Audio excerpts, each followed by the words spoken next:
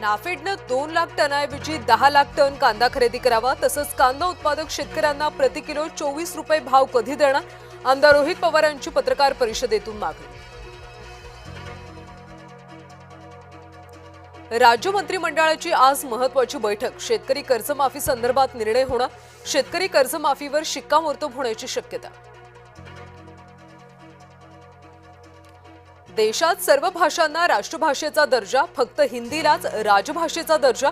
भाषावादामुळे मतखुर्ची मिळेल, पण भाषा लोकांपर्यंत पोहोचणार नाही.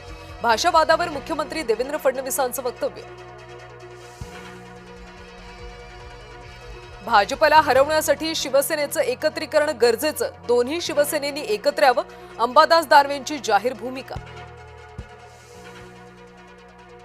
बाळासाहेब आणि हिंदुत्वाचा वारसा पुढे नेणार. आमची घोडदौड अशीच सुरू राहणार. दानवेंच्या आवाहनाला एकनाथ शिंदेंचं उत्तर.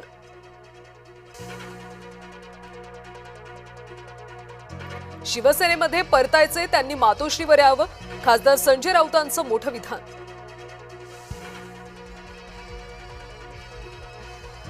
संभाजीनगरच्या जागेवरून भाजप शिवसेनेत तणाव टोकाला. भाजपकडून शिवसेनेचं मुंडकं छाटण्याचं काम सुरू.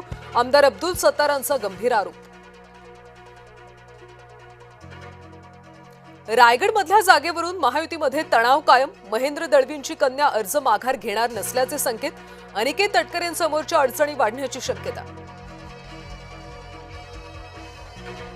महायुती आणि महाविकास आघाडीतला बंडोबा होणार थंड. महायुतीसमोर 9 बंडोबांचं आव्हान, तर महाविकास आघाडीसमोरही 4 ते 5 बंडोबांचं आव्हान.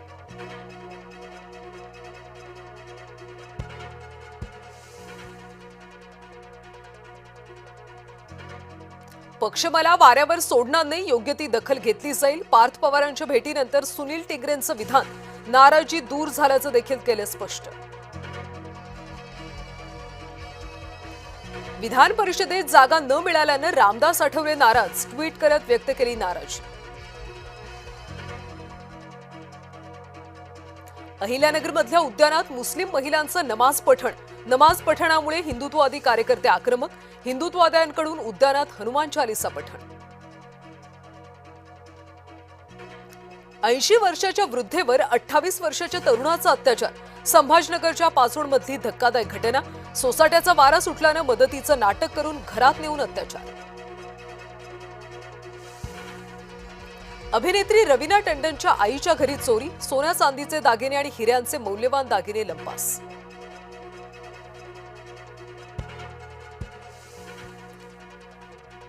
अनिल अंबानींना मोठा धक्का. रिलायन्स कम्युनिकेशन्सचे माजी एमडी अटकेत. अमिताभ झुंझुनवाला यांना सीबीआयकडून अटक. भारतात राहण्याची मला लाज वाटते. कपिल सिब्बल यांच्या विधानानं खळबळ. भाजपचं देखील जोरदार प्रत्युत्तर. कॉक्रोच जनता पार्टीचे अभिजित दिपके भारतात येणार. 6 जून रोजी दिल्लीमध्ये मोठ्या आंदोलनाची हाक.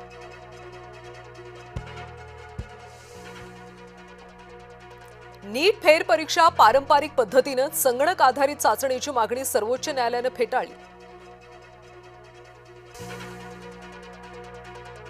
सर्वोच्च न्यायालयामध्ये 5 न्यायाधीशांची नियुक्ती. न्यायाधीशांची एकूण संख्या 37 वर, तर 1 जागा अद्यापही रिक्तच.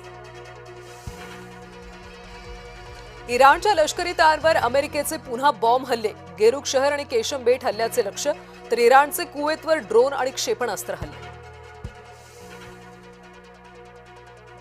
जागतिक महायुद्धाची ठिणगी. इराणकडून होर्मुझ जलमार्ग रोखण्याची पुन्हा एकदा धमकी.